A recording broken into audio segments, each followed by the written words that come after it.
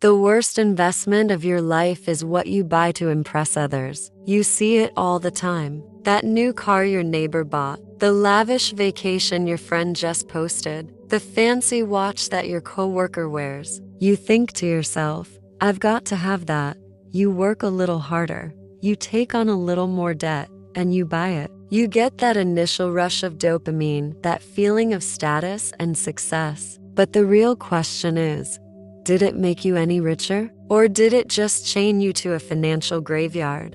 Today, we're not talking about good investments. We're talking about the single worst investment you can ever make. It has no dividends, no appreciation, and a huge interest rate. I'm talking about the invisible cost of trying to impress others. Hey, if this video helps you take back control of just one financial decision, I've done my job. So do me a favor and hit the like button. It lets me know you're ready to get to the truth. 1. The invisible cost. Why your scorecard is bankrupting you. Let's get real. The need for social validation is one of the most powerful forces in the universe. It's the engine that drives overspending, debt, and financial ruin. Charlie Munger called it living for the outer scorecard.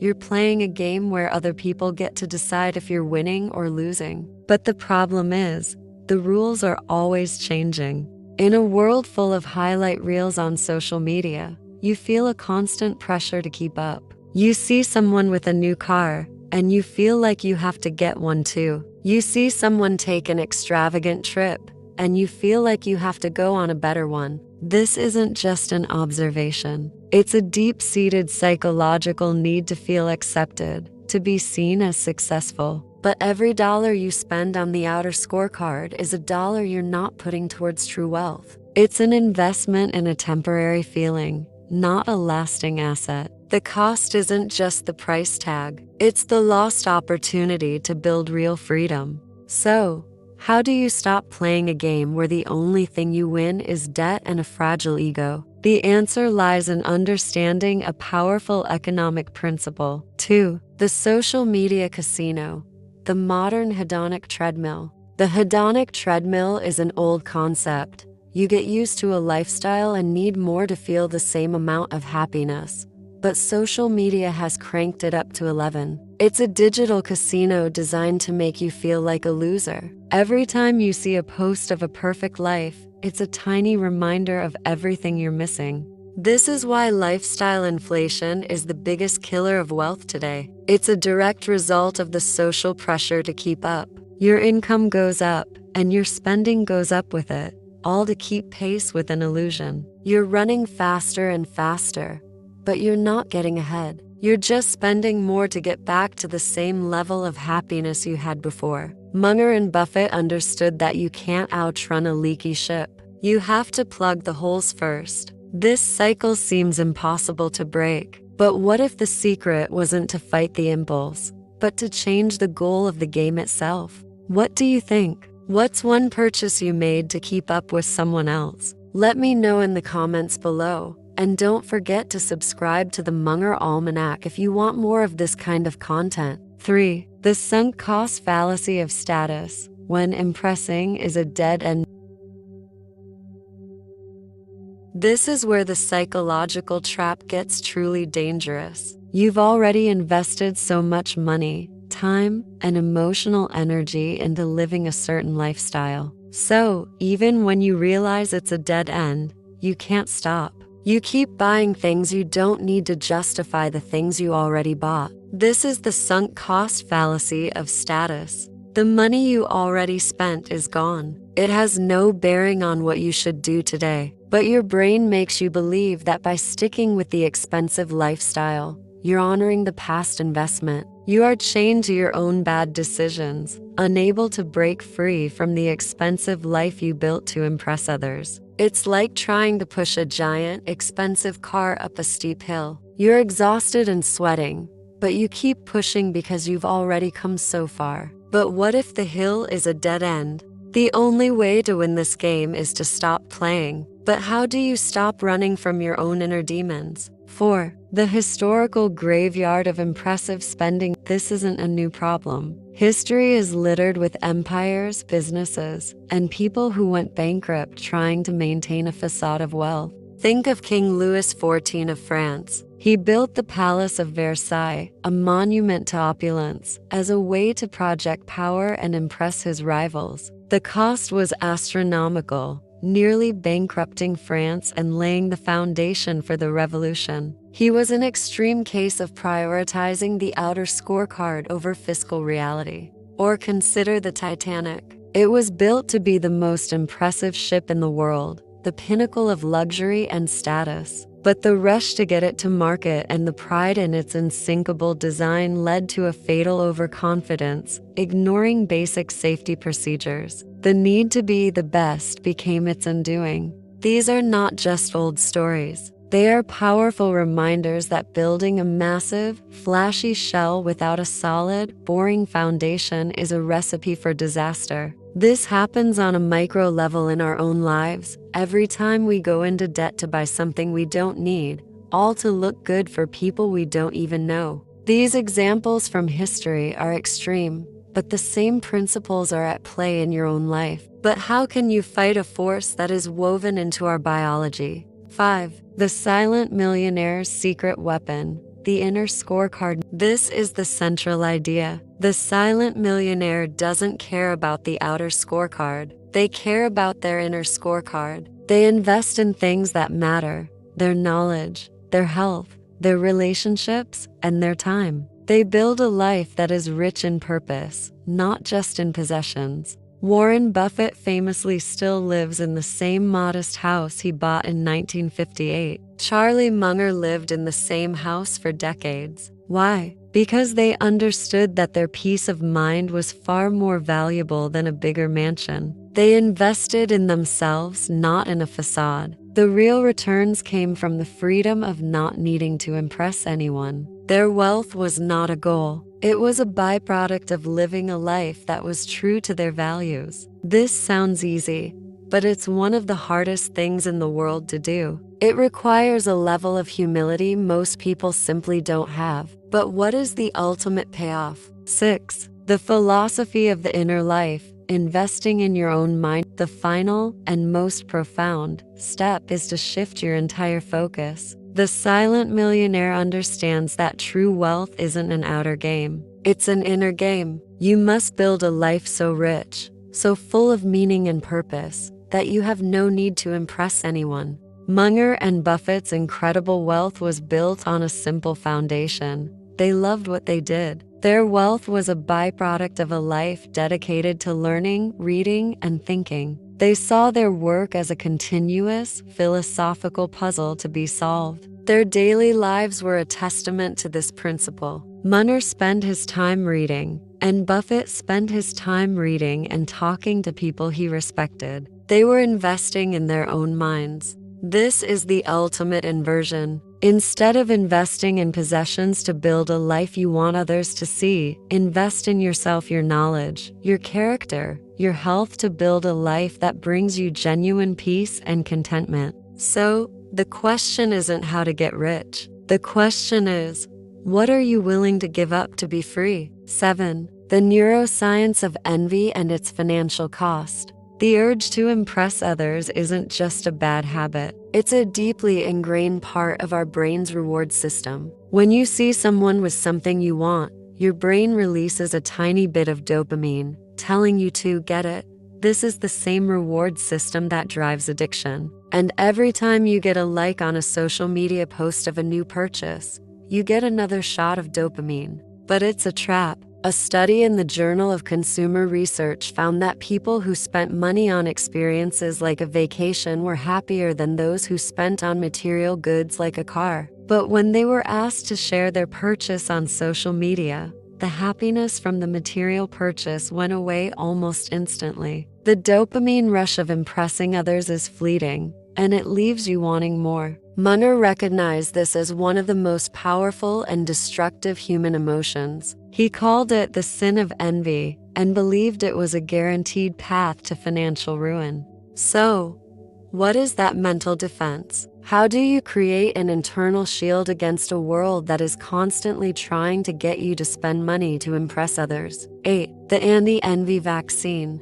Of all human emotions, Munger said envy was the most destructive. It's a force that will absolutely make you act stupidly. When you see your neighbor showing off a new car or a friend getting rich from a hot investment, envy enters the picture. It forces you to abandon your plan and chase what others have. You buy a stock you don't understand. You take on debt you don't need. Envy makes you abandon patience, discipline, and strategy, all in the name of a race you can't win. In today's social media world, envy is a constant threat. You see people on Instagram or TikTok with perfect lives, taking luxurious vacations, and appearing financially free. But Munger would remind us that the reality behind the picture is often a mess of debt and fake assets. The "don't be stupid" rule is the ultimate vaccine against envy. It trains you to ignore what everyone else is doing and focus only on your own journey, on your own patience. Munger understood that social comparison theory, our brains built in need to compare ourselves to others, is a cognitive bug to be overcome. Instead of comparing yourself to others, compare yourself to your past self. Are you better off than you were yesterday? That is the only comparison that matters. 9. The ultimate discipline.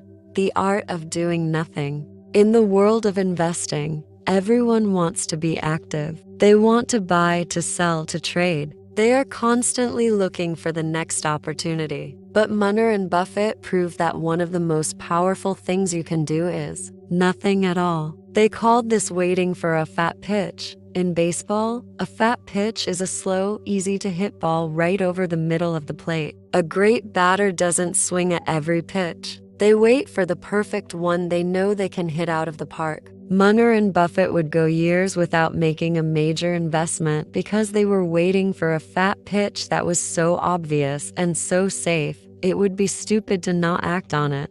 This discipline of doing nothing is a superpower that most people are too impatient to master. They see others getting rich, and they feel the urge to act, to do something. They confuse motion with progress. Buffett famously waited 10 years to acquire one of his most profitable companies, waiting for the price and circumstances to be just right. While the rest of the world was chasing every tiny gain, he was a professional waiter, cultivating a deep sense of calm that allowed him to avoid the vast majority of stupid mistakes, including buying things to impress others. The greatest show of confidence isn't in your possessions, it's in your patience. 10. The circle of competence. The easiest way to stop competing with others. The need to impress others is a constant, exhausting competition, but there is a simple way to opt out. By understanding your circle of competence, Munger and Buffett understood that you don't have to be an expert in everything. You just have to know the boundaries of what you're an expert in. Think of your knowledge as a small circle of light in a giant, dark room. Everything inside the circle is what you truly understand. Everything outside of it is where you'll make stupid mistakes, and it's where you're most likely to be influenced by others. A perfect historical example is Kodak. Kodak invented the digital camera, but they failed to invest in it. Why? Because it was outside their circle of competence. Their business was built on film and chemical processing, and they stayed stupidly loyal to it, even as the world was changing. In contrast, Warren Buffett famously avoided investing in the tech boom of the 90s for years, not because he hated tech, but because it was outside his circle. The lesson is clear. Staying within your circle is not a sign of weakness. It is an act of intellectual honesty and the ultimate defense against stupidity. When you're grounded in your own expertise, you don't feel the need to chase what others are doing. 11. The silent killers of wealth. The things you don't even notice. We've talked about the big, obvious stupidities, like expensive cars and lavish vacations. But the most dangerous mistakes are the silent killers of wealth. These are the habits and mindsets that slowly but surely erode your wealth without you even noticing. The biggest culprit, lifestyle creep. Your income goes up, so your spending goes up.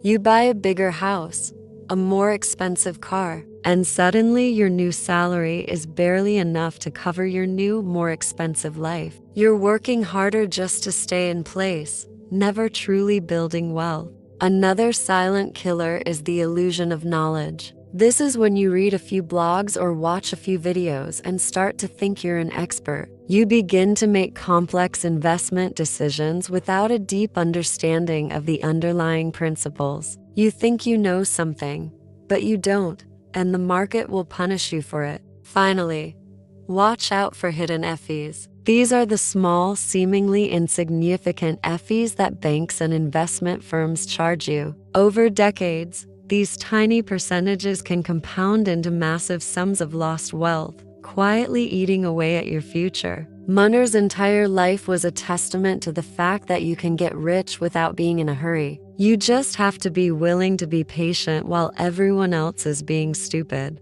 12. The investment checklist. A mental guardrail against stupidity. The silent millionaire's ultimate weapon against emotional, status-driven spending isn't willpower. It's a simple checklist. Before any major decision, Munger would run through a series of questions to filter out the most common mistakes. This is your personal checklist. Write it down.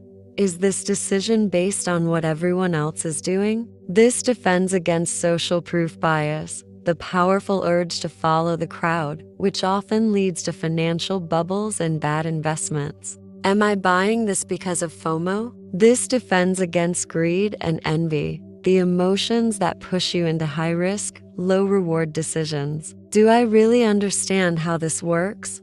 Or am I just trusting an expert? This defends against authority bias, the dangerous habit of outsourcing your thinking to someone who might have a different agenda or a faulty understanding. What's the absolute worst case scenario if I'm wrong? This is the core of Munger's inversion method, forcing you to confront the downside and avoid catastrophic overconfidence. Am I doing this to impress someone? This defends against misguided motivation, a clear sign that your ego is in control and you're making a decision for social validation rather than true value. By running through this list, you're not guaranteeing a brilliant success. You're just preventing a catastrophic failure. And in Munger's world, that's what makes all the difference. You can have all the money in the world and still be a slave to your own desires. Or you can have a simple life and a mind that is so disciplined, so at peace, that you are the freest person alive. The choice is yours. So, I ask you one final question. What is the one thing you are buying to impress others that you are ready to let go of today? If this video gave you a new perspective on money and life, do me a favor. Hit that like button to show me you're ready for more wisdom. And subscribe now so you don't miss the next video from the Munger Almanac.